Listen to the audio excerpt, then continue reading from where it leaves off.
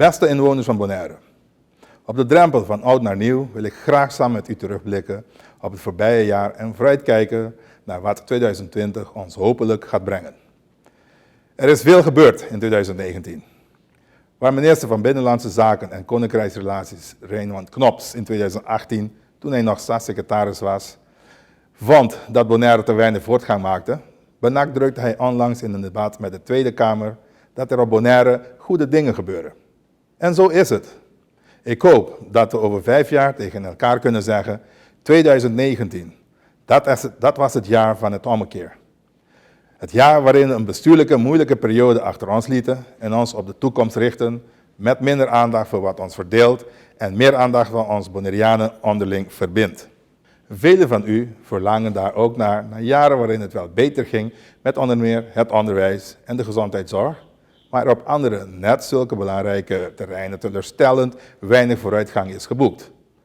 Terwijl wij daar met z'n allen na 10-10-10 wel op hadden gehoopt. Het heeft lang geduurd voordat de bestuurders van het Openbaar Lichaam Bonaire en het Rijk elkaar hebben gevonden in een gemeenschappelijke agenda om het leven voor de Bonaireanen beter te maken. Dat was, zo is ook in Politiek Den Haag vaak gezegd, het doel van deze staatkundige vernieuwing. Dat u zo lang heeft moeten wachten op bijvoorbeeld de aanpak van de armoede of de wegen heeft verschillende oorzaken.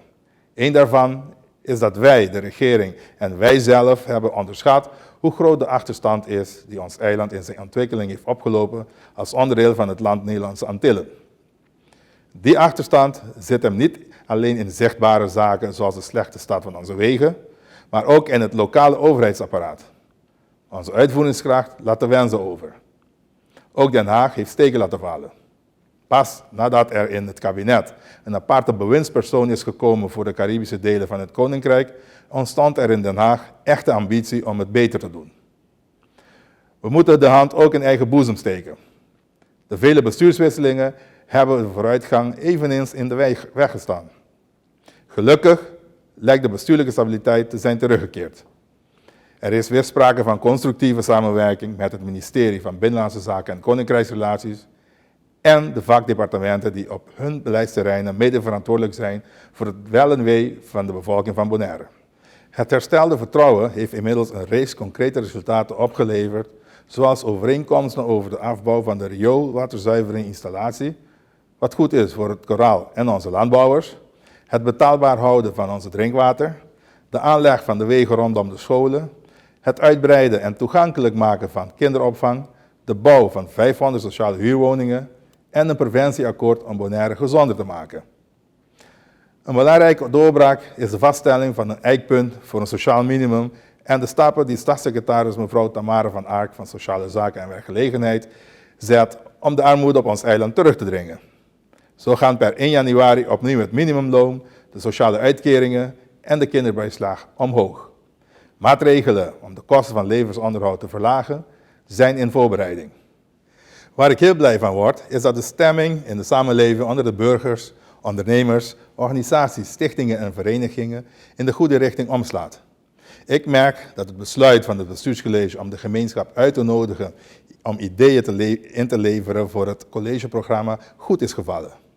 Nog veel meer enthousiasme maakt de uitnodiging los om mee te praten over het Masterplan 2030, waarin komt te staan hoe wij willen dat Bonaire er over 10 jaar uitziet. Het doet mij goed dat de mensen in beweging komen. Van onszelf zijn we Bonaireanen een beetje afwachtend, terwijl we barsten van de talenten en een groot arsenaal aan vaklieden en goed opgeleide young professionals hebben. We hebben echter de neiging het initiatief makkelijk uit handen te geven. Daardoor blijft onderbelicht dat wij tot veel meer in staat zijn dan we zelf denken. Zeker als we onze energie richten op gemeenschappelijke doelen. Ik wil bij ieder Bonaireaan een grote bereidheid zien om mee te helpen aan een Bonaire waar welvaart en welzijn in balans zijn en vooruitgang hand in hand gaat met het behoud van onze identiteit, cultuur, natuurlijke rijkbronnen en typische Bonaireaanse tradities, normen en waarden. We staan als klein eiland voor grote uitdagingen. Onze samenleving groeit. Aan het eind van dit jaar hebben we voor het eerst in de geschiedenis het aantal van 21.000 inwoners bereikt.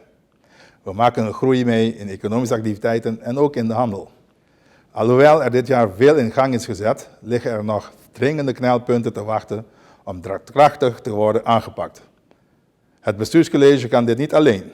Daarvoor is samenwerking nodig. Niet alleen met de Eilandsraad en de ministeries, maar ook met de samenleving. Met de Bonaireaanse volk dus.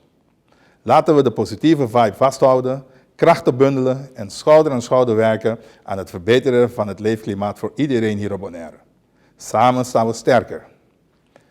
Voordat ik ga afronden, wil ik met u stilstaan bij de mede-Bonaireanen die in het afgelopen jaar met tegenslag zijn geconfronteerd door het verlies van een dierbare of het door andere oorzaken zwaar hebben. Laten we deze mensen, onze broeders en zusters, niet vergeten. Een klein gebaar kan al een groot verschil maken. Beste medeburgers, nog even en we knallen het nieuwjaar in. Ik wens u allen een gezond en voorspoedig 2020.